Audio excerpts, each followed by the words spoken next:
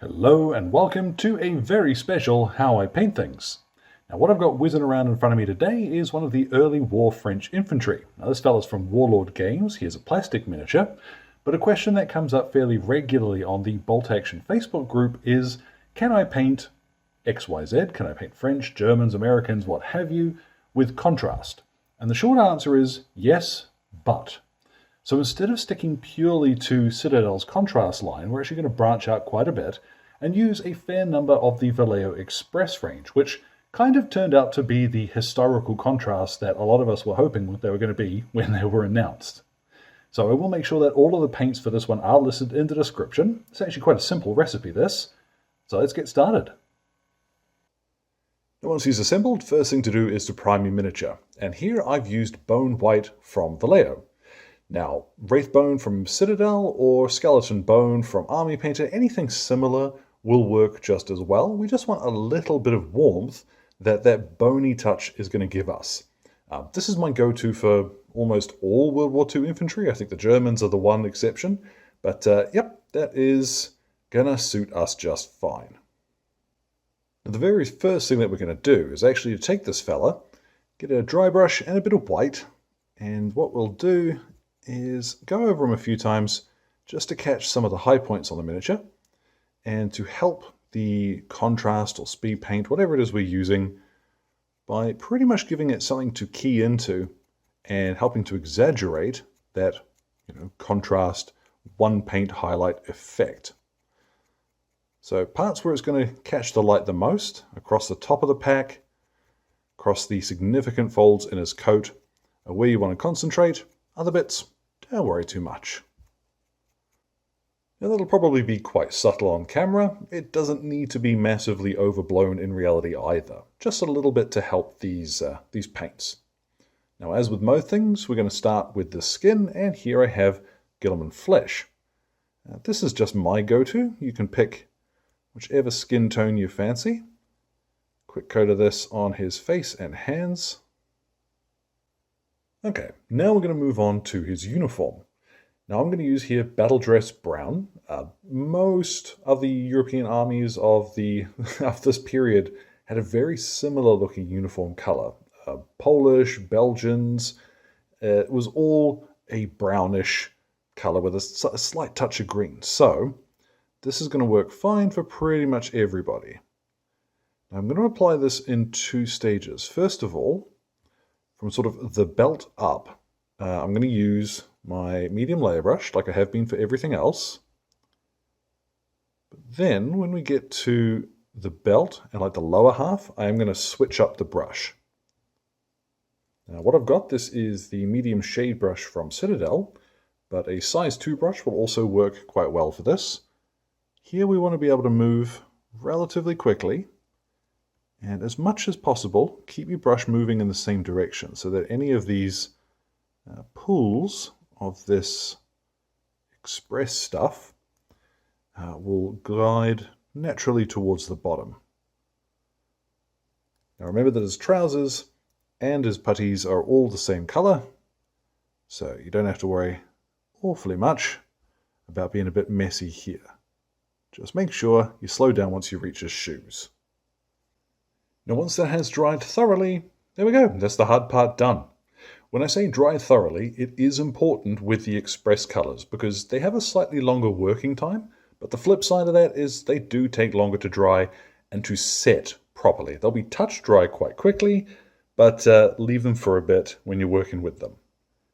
I'm going to move back to my medium layer brush, and I have here Khaki Drill. Now I'm going to paint in both packs with this. Technically, the smaller one might have been a slightly deeper yellowish color. You could maybe dot in a little bit of military yellow if you wanted. But at this scale, both of them being the same is not going to be a huge issue. Now don't forget, as I usually do, the strap that's running around him holding on that second bag. Now what I'm going to do is go to Desolate Brown. This is an Army Painter speed paint. I'm going to paint in the water bottle with this. Now if you fancy and you don't want to buy another paint, you can just do the strap on his rifle with the same color. We're going to come to that with something else in a little bit, but for now, what I have is mahogany, and this is a wonderful, deep, reddish brown. It is just a beautiful leather color. So I'm going to paint in his pouches and straps with this. And as well, if you've got a steady hand, what you can do is paint in the leather edges of the bags. If you're not confident about this, don't worry too much, because on the finished miniature, it's not going to matter all that much. But if you're keen, it will add quite a bit. So nice and quick that. What I'm going to use for his boots is muddy ground. Now willow bark you can also use here.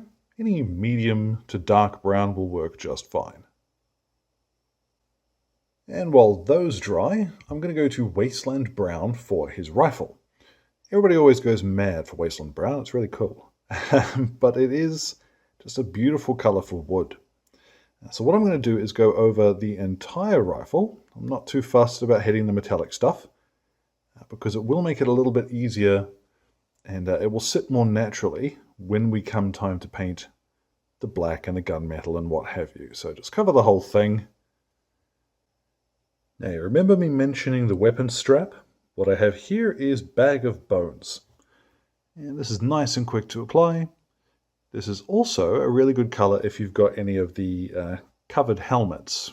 You know, those khaki covers these fellas are wearing. Just blast them with a bit of Bag of Bones. Okie dokie. Now this part, you can swap to a traditional black acrylic if you fancy. I am using Black Legion because though it is a contrast color, it covers super well, and I just like how it flows off the brush.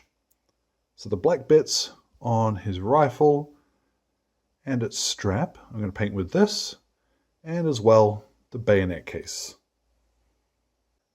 And now we are going to break a little from what we've been doing so far, because I am going to use a normal acrylic here. This is Brown Violet from Vallejo. I believe it's now also bottled as US Olive Drab. There was a name change for it not too long ago. I like, even when I'm painting using contrast and express and stuff like that, I like painted metal to be done with a normal flat sort of surface. Once that has dried, what I have here is a quick mix of strong tone and speed paint medium from the Army Painter in equal parts. I'm just going to go over the helmet and put a little bit of depth and definition back on that. You could use neat strong tone or Agrax Earthshade, anything of the like. It doesn't matter too much. This will just help make it look a little more interesting. Now once that's dried, you could chuck them on the table like this.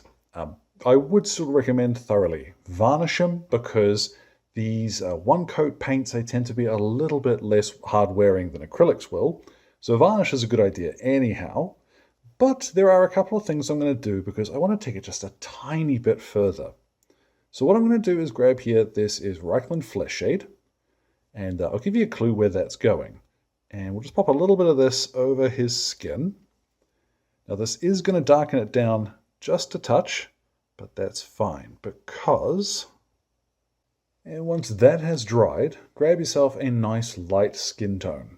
Something like Kislev Flesh or similar from Citadel, Barbarian Flesh from Army Painter, but I've got here, this is Basic Skin Tone from Vallejo. Now this is going to look wicked bright going on, so be sparing with it, but it will dull down and take on a slightly more peachy aspect as it dries. Okay, now that was Kislev Flesh. The subtitle should accurately reflect that. I just picked up the wrong bottle, and Kislev Flesh turned out to work a little better anyway. What I'm going to do now is introduce a little bit more of the greenish tint to the uniform. Now this, like I mentioned, this is purely optional, but what I have is Military Shader from the Army Painter. Now this here, it's not a very strong green tone, so applying it over this uniform, it's not going to overpower anything, but it will still quite quickly give us a slightly different finish than if we were painting straight up British gear. So over all of the uniform, and luckily enough, this doesn't, like I said, doesn't cover very strongly, so you don't have to worry about being massively careful with it. A little bit of splurging onto some of the other areas will not be visible. Now that is fairly subtle, especially on camera, but it will make a difference, trust me. What I'm going to do next is what I've been threatening to for ages, and we're going to varnish them.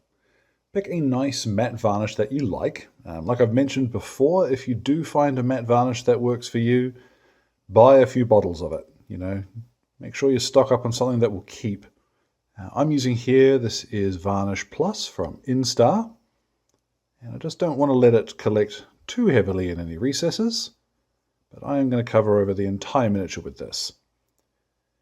Anytime someone says, oh, the shade dries glossy, the wash dries glossy, something like that, pfft, guys, that's why we have varnish. So, entire miniature, then we'll let them dry. Now that is just night and day. A good varnish, it just does wonders for the finish of a miniature.